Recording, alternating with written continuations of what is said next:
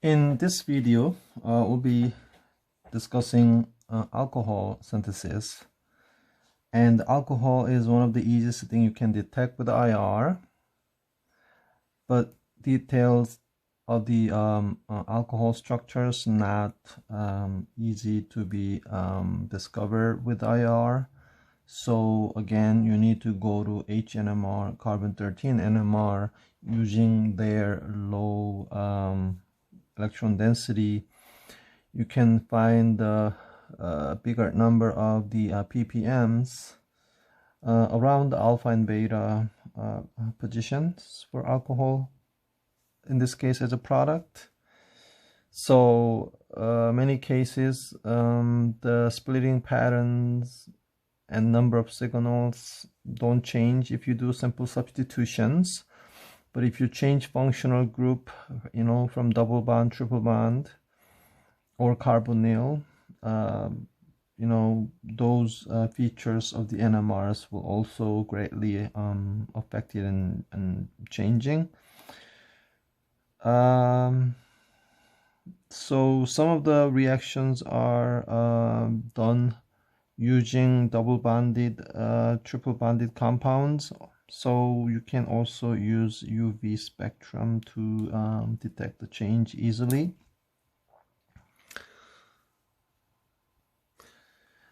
In earlier videos, I kind of mentioned and went over some of them, like how you synthesize other alcohol from the others, and that required sometimes simple SN1, or you had to go to double bond in different locations of the terpene backbone. Then you do Markovnikov or anti-Markovnikov addition from each different isomers of alkenes. So you can check on that using previous videos. However, on this video, let me focus on some of the reactions I'm trying to show here. So alkane, you like to make alcohol, but not possible straight. So you have to always first put leaving groups. So you do halogenation. In this case, bromine is better again because you like to be selective. So Br2 with the heat. And then you substitute the Br with the OH functional group, and that's what we're gonna talk about over here. So let's get there. If you have a Br, the halogen there, you can think of two methods. You can do SN1 or SN2. Although this is a tertiary carbon with a steric hindrance, OH is not that big, so you can try SN2, but you have to be careful with the temperature, so try to make it cold enough so you can promote SN2. However, I would prefer SN1 approach using weaker base, and you give a little bit of temperature to break off the leaving group and form carbocation. But there you have a tertiary carbocation forming out of this substrate, so you don't have to worry about anything else. Water's gonna attack and you form alcohol there. And mechanism wise, you can check the previous video. So that's possible through SN1. However, I need to make a note that you like this with a certain stereochemistry, with a given stereochemistry, you have to consider what approach you really want, because SN2 always give inversion of configuration, but SN1 gives you the racemization. So you need to consider that in your synthesis. So this is hypothetical example if you had a chiral center, but it's not the case here. And you start off with the CF3 here to get there with a certain stereochemistry. That's what I'm referring to. So meaning up here you can put the halogen and came down here, and you can do that. So step 2, I'll choose SN2, sorry, SN1, and you get this. Alkene, simple Markovnikov addition. Also check the mechanism in the previous videos, and that's what we have done. But you need a couple steps. There are a couple methods, but let me hydrogenate with a Lindler catalyst to stop the reaction at alkene stage. This gives you syn addition. If you have to choose a trans addition to stop at alkene, then you have to choose a sodium metal in liquid ammonia. Then with the alkene coming out of this, you can do addition of OH, so simply H3O plus. So this will pick up hydrogen on the terminal, and the positive charge on the secondary shift to the tertiary, water attacks, and then one of the hydrogen taken away by another water molecule of solvent. Then you get there and no problem. Back to alkyl halide, the functional group we talked about before. So how do you say convert this one to that? Yeah, you cannot do SN2 because you are shifting, so you have only SN1 option, but sometimes SN1 is not possible, so you have to actually check on it. If you try water and the warm for SN1, you have to heat up and then break off, migration, water. Looks like you are getting there, so you're fine. Say you like to form this one out of that. That's the case. The rearrangement doesn't always mean SN1 or E1. See, you make the OH better leaving group by adding H plus. You're forming water and you heat up and you're losing it, and you become you get a positive charge on the tertiary.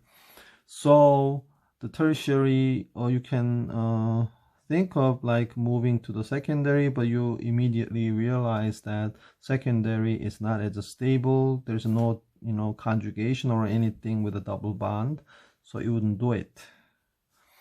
That means the SN1 strategy is not working from here to there. So what do? That's when you do elimination, H2SO4, heating, double bond. Then addition of HX in anti-Markovnikov, then you get this. So not direct substitution, but you go elimination, then addition for this awkward rearranged situation. So that's the one strategy you need to remember. Very useful. Okay, besides those early entry that we dealt with in the beginning of the 10-20 videos, we are finally coming to the more oxidized form of the compound to reduce it. So reduction is an electron getting accepted, and as you can see, the oxygen here has 2 oxygen bonded, so +2 over there, +1, so your oxidation state got reduced. So here you need some retrosynthetic thinking. You can see this carbon backbone here, and oxygen is still there, but you added these two, so you disconnect over here.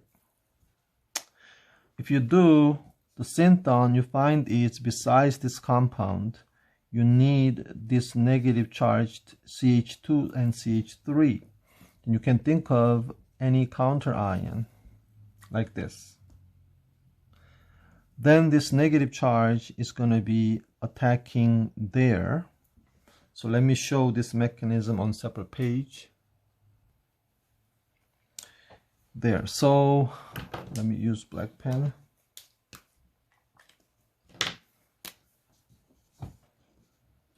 Here you got ketone,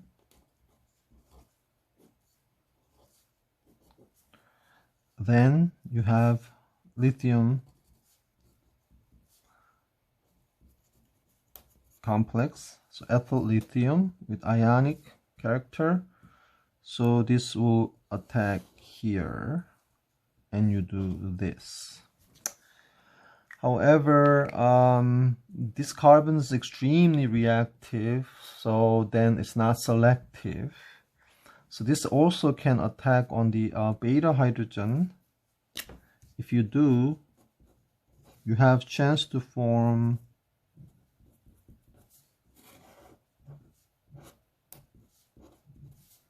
this.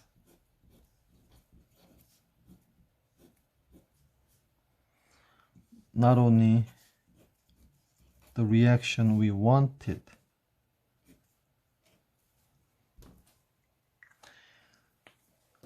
And this anion is conjugate base. If you think of the conjugate acidic form, is ene, double bond ene, alcohol O, so enol form. And the anionic form of the conjugate base is called enol-8. So you have chance to form this. And this can cause some trouble. You know, one of the examples is this can react with this guy, the ketone, acetone, in this manner. You find resonance giving partial negative charge on the oxygen and the carbon. Then here is your acid. So one of the two potential base, we prefer using carbon and attacking there, and you end up forming, let's put same color so you can see the connection better. So you regain the unit. Then you're forming new bond here. Then the blue piece of molecule, it grows the size this way, and you connect it to carbon and carbon. Then you can quench it to complete the reaction.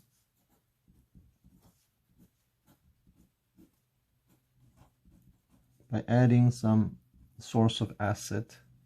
So you can come up with these kind of thing.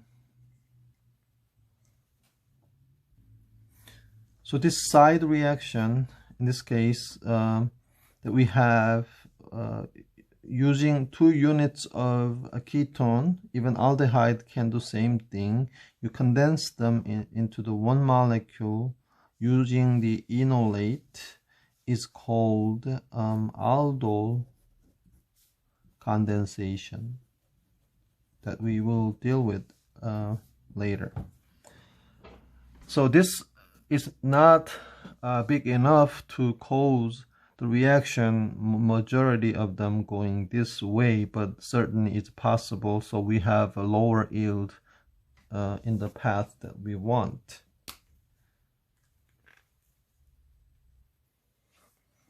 Well, I guess I was working on the shade. So you can see this piece and this piece connected by this electron pair in the pi there, and you quench it, you form this, and using 2 pieces of this, right, one over here going back to the keto form from enol form. We talked about it in the previous video, and connected to second piece, you make one. So we call that aldol condensation. As a minor in this case, with a more bulkier base, this becomes major. So it is useful to grow size of the molecule, but that's not what we want at the moment. All right, one strategy that we need to be more selective to break a weaker pi bond rather than the strong sigma bond is lowering the reactivity. I commented on this in the previous video, or I gave you the idea a few times in way back. But you need to make the base less reactive by removing some charge. How do you do that? Well, you need to use more electronegative metals. So if you have, say, magnesium, depends on situation, but you can say roughly half of the sigma bond characters here. So you have a half ionic character. And if you go to more electronegative atoms of metal, you can make the carbon ion less reactive even. So using these or even less reactive ones, you have more selective attack on this. Then you can go to more to this direction. So let me show you. Let me be careful. Then your counter ion's gonna be sitting there, and then you quench it and you get your product. So we talked about like how you make this lithium complex.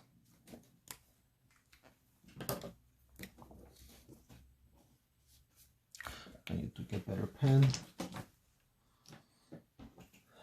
So CH3CH2Cl, right? Then you do radical reaction, lithium, sodium. One radical reaction will make CH2 radical with a lithium chloride. They're making ionic bond. The mechanism was, this is not precise mechanism, it is just for simple organic student mechanism. So this one need one more equivalent of metal. So this is a propagation step because you're using radical and you're making radical, but this one's a termination step. You're using radicals, but you're not making any radical, you're making anions. How do you make a magnesium complex? You're starting from the same alkyl halide. We talked about alkyl halide in previous video. Magnesium can act because it has 2 electrons, twice acting as a radical. So CH3, CH2 radical, magnesium, chlorine, and it still has 1 electron, and you can do second time reaction. You come up with this. Bromine works better because the bond break is easy and so on. You know, iodide is extremely reactive. Sometimes it's causing too much trouble because it's too reactive. So for selectivity, most of the time we are using bromine or chlorine. So this one is called the Grignard reagent. When you react with a Grignard reagent and a carbonyl compound, we refer it to a Grignard reaction. And in order to put more electronegative metal, we are using copper bromide, for example, reacting with very reactive lithium complex, and you react in an ionic mechanism.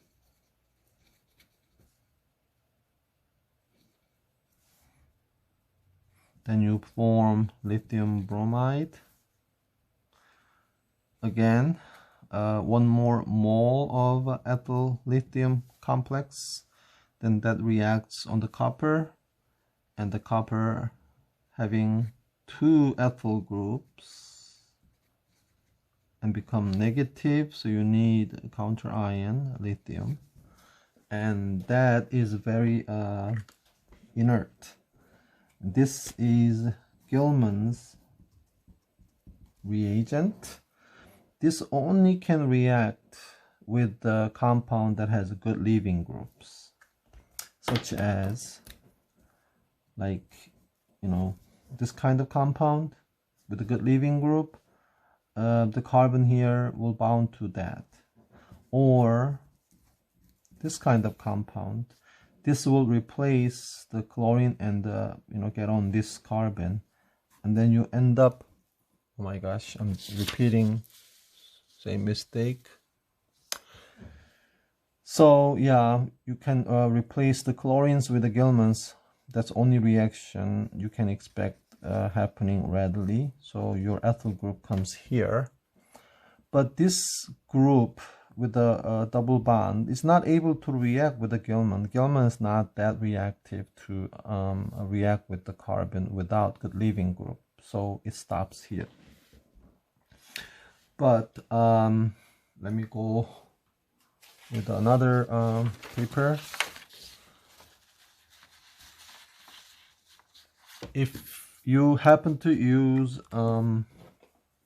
Grignard or lithium sodium complex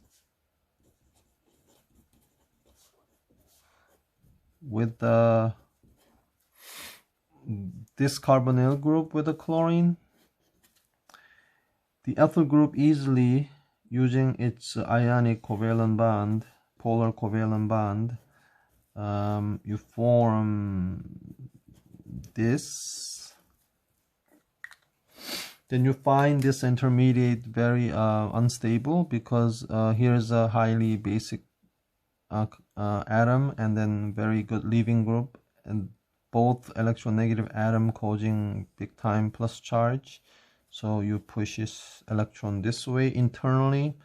An intramolecular reaction like this is very fast compared to the intermolecular reaction between two different chemicals. So you form this and you kick out the chlorine, just like the previous case over here that I was trying to explain with the Gilman. However, Gilman was not able to react with this because copper is very electronegative and the carbon-copper bond is not reactive enough to react with this. However, the Grignard easily attacks second time. I mean, this is wrong, so let me correct. And then you break off.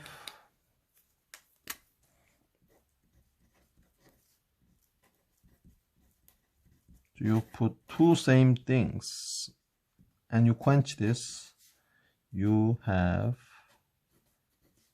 this type of tertiary alcohol.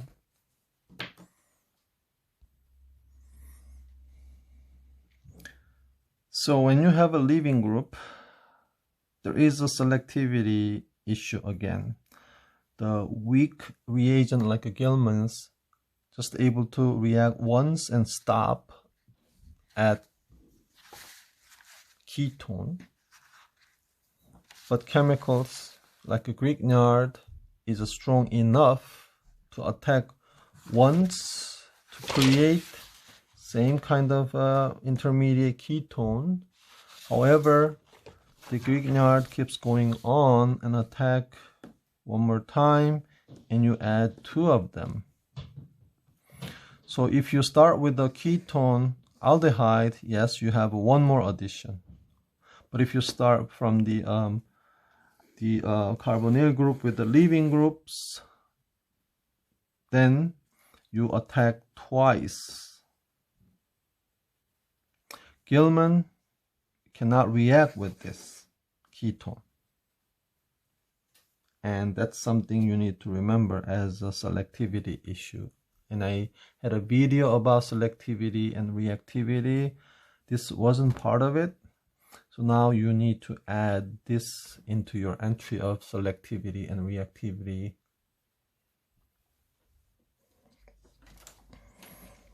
Therefore, you need to always judge the reactivities of the carbon based upon the partner, whether the leaving group is the partner for the nucleophilic reaction, or the partner is the metal for carbon being nucleophile.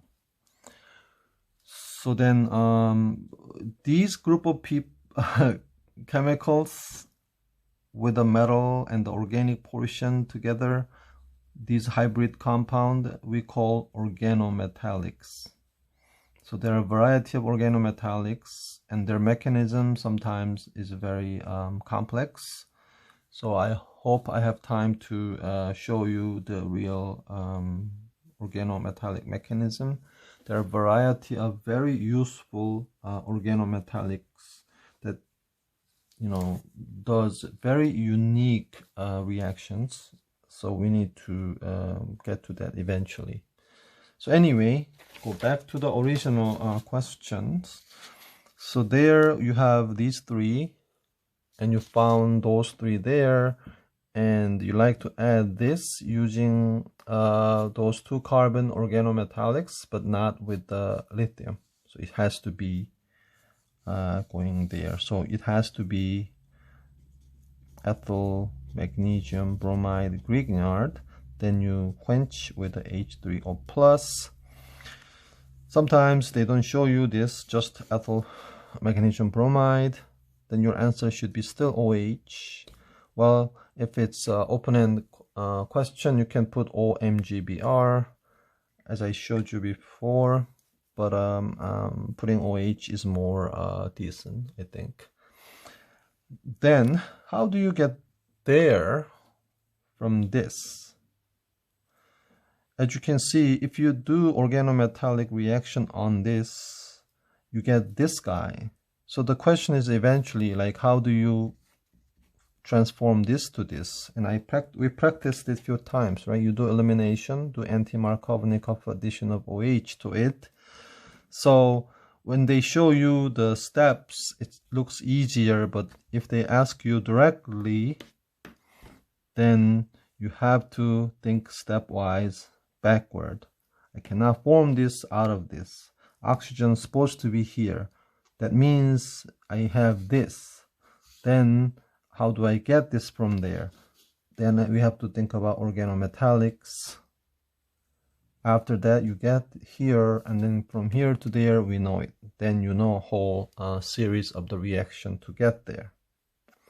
So that's kind of, again, multi-step synthesis thinking. From here to there, something we did before, you reduce it. In the reduction as well, you have a strong one and a weak one. Let me show you. So for a hydrogen source to add on to the carbons, because we are looking for partially or fully negative H's attacking partial positive carbons, there are more variations of a Lewis acid. But this base, you can think of the more ionic strong one with the aluminum metal. Those are ionic. But you saw this a few times since pH 3 in very early discussion of organic chemistry. Hydrogen is more electronegative than boron, but not by much. So they are covalent bond with a negative charge on the hydrogen. So the partner, the boron versus aluminum, boron is more electronegative, so reaction is less reactive, more selective. So we looked at the carbon source. Again, it could be full negative charge like lithium and sodium, but it could be partially negative like a magnesium complex, Grignard or Gilman's. So those are strong ones up to lithium complex, sodium complex, right? Or Grignard.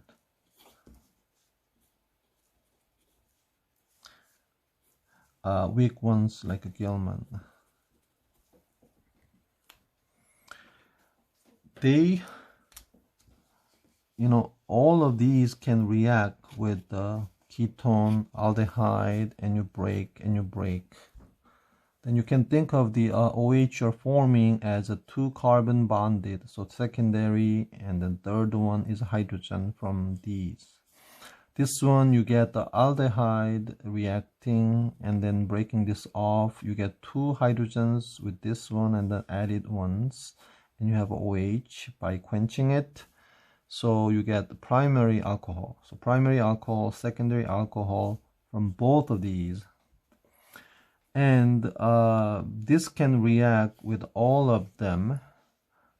as you saw, with the strong one, they can attack twice. So with a strong carbon source, you were able to attack once with this. So if you attack once with a carbon source, you're adding carbon there, so you get 3 carbons. Tertiary alcohol you get. You add 1 carbon using strong organometallics, you get secondary alcohol. Okay? But with the Gilman's, no reaction. So you want to say the answer. Let me save there. So secondary alcohol, when you react with a strong guy and a ketone. Strong guy with a aldehyde, you get primary alcohol. The strong organometallics, with this, you get the tertiary. With aldehyde, you get secondary alcohol, but the Gilman's not able to react with these guys. And just like the strong Grignard or other organometallics, you attack twice. First attack, release the leaving groups. These are all leaving groups with a resonance and one of the pi bond. And you end up getting ketone. But the ketones are reactive with the strong reagents. So you add 2 of the same things. So you add 2 same thing, right? After adding 1 R group, you get ketone. And you add 1 more, you get the same 2 R's you saw minutes ago, and you get this. So this is your final compound using strong. So you get tertiary alcohol, but Gilman's, after forming this, kicking out the by kicking out the good leaving group, you get this, but you're not able to react with this. Like we said before, they're not able to react with the ketone. So here you get ketone. So it doesn't go to the alcohol. And the Gilman's not able to react all of these guys, no reactions, because there's no leaving group. Just like that, the strong, weak guys, they can give 2 hydrogens there, releasing the chlorine. So you get 2 hydrogens added, so you get this, right? So that's a primary alcohol you get. Even the weak ones able to kick out the chlorine. And the strong ones, all same. They go tertiary alcohol eventually. But the difference comes in here, even compared to this situation, strong and weak carbon source. Because the boron hydrogen is a slightly more reactive than Gilman's, the copper one, it is reacting with the ketone and aldehyde, unlike the Gilman's. However, it is not able to react with any of these leaving groups, because the leaving groups are quite unstable. Nitrogen negative, oxygen negative, oxygen negative. They're not as stable as a chloride, because the bond making not hydride, very unstable, strong base, but that's not the case. It is a slight negative charge, so they're not able to. But lithium goes all the way. They attack twice. You're making all primary alcohols. You attack multiple times.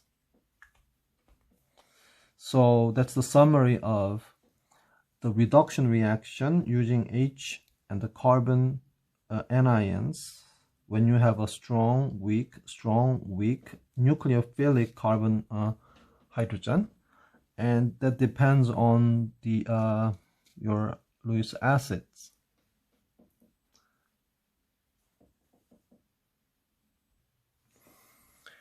Okay, that covers this portion of the Lewis acid. Let's try though. Say if you have to react with this and create this.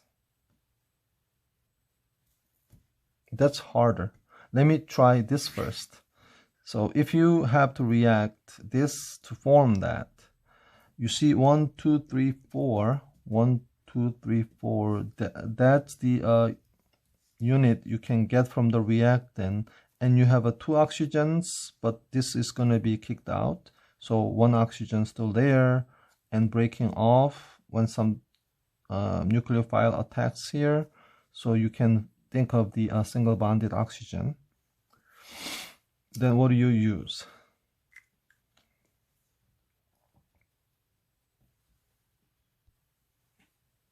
There, this is the situation.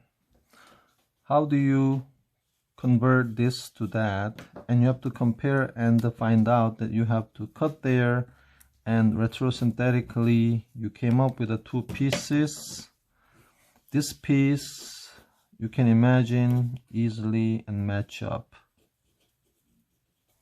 The other piece is a CH3 negative. Because this is naturally positive, you will put the negative sign on this carbon, meaning you're using something like this. You're not going to use Gilman's in this case because Gilman's not able to react and kick out this leaving group. But the problem is if you use these 2, you are getting 2 methyl groups, not 1. So what's your answer? Then you are saying instead of using this twice, let me prevent that by putting 1 hydrogen ahead. So what you're saying is after this, before this, if you have added 1 hydrogen and kick out the leaving group, then you can get there by Grignard or anything except Gilman's. Because Gilman's not able to react with the aldehyde. But this one, how would you do?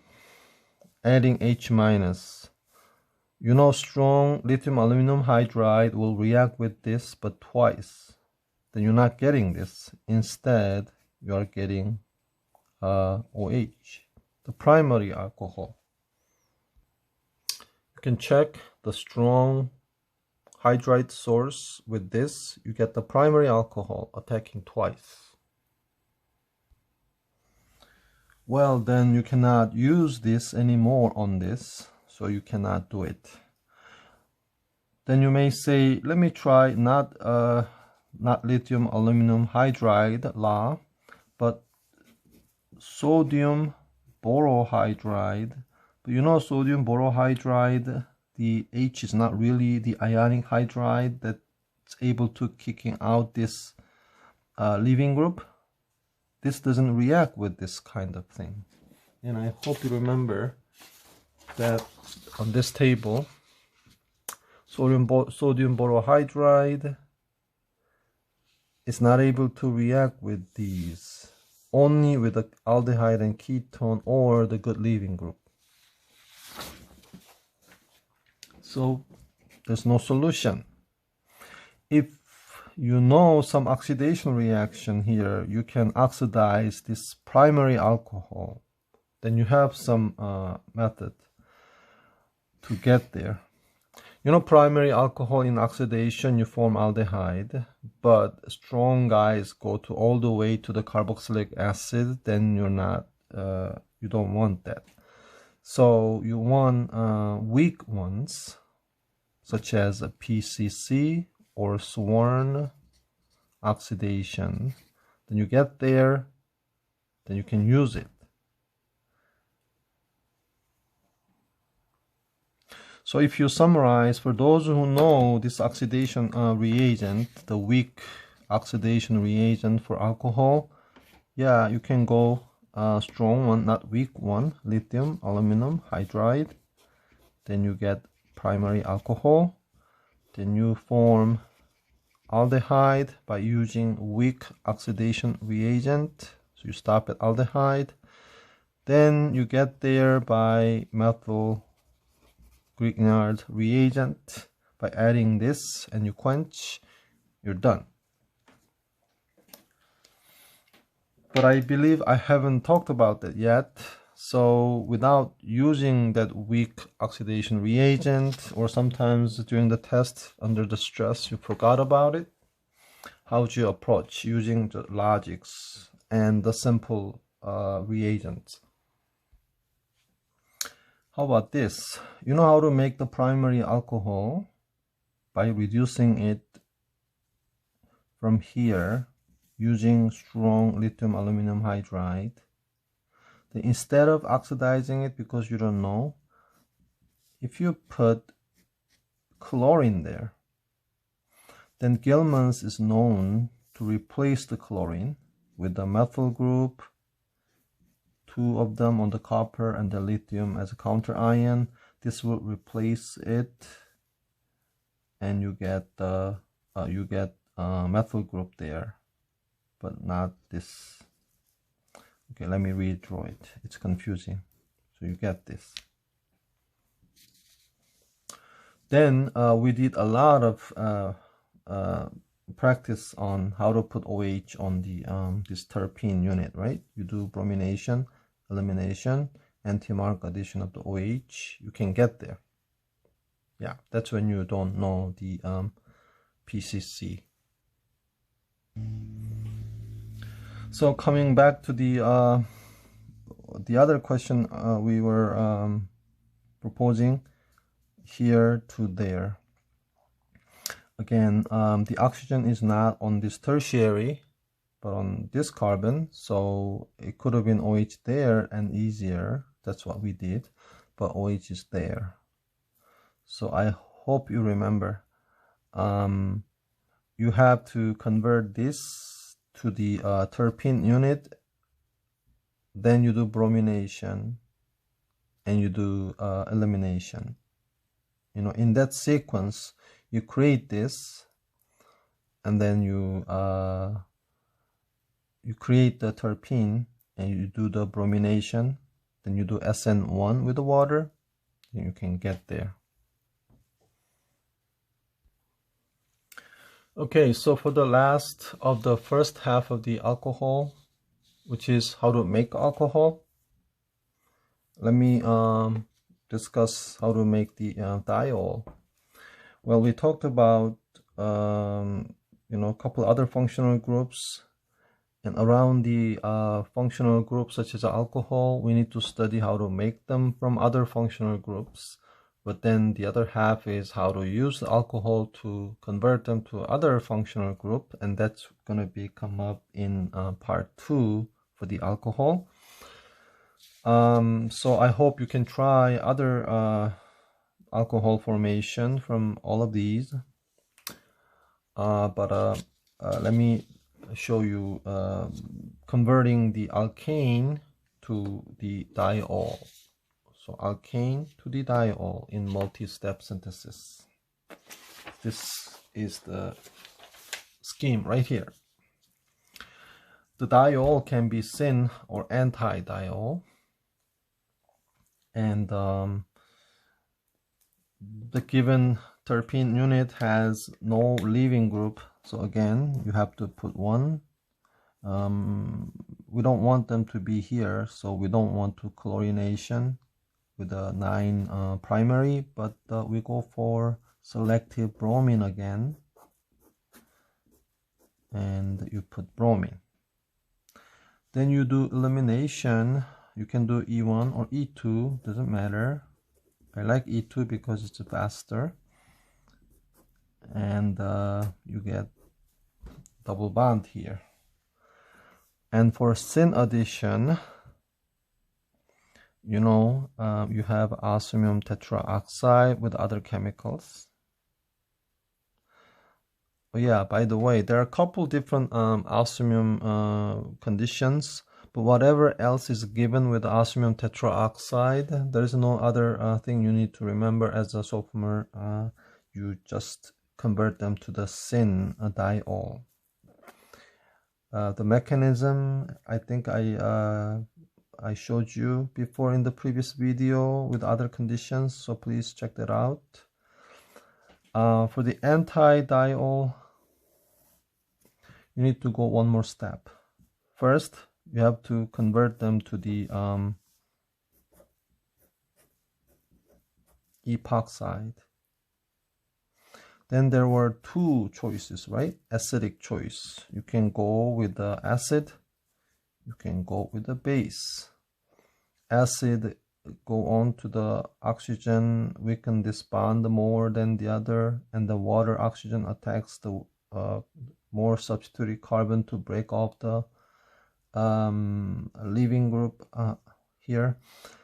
And with the heating, you can promote the bond break even before water attacks, so you can have actually tertiary carbocation.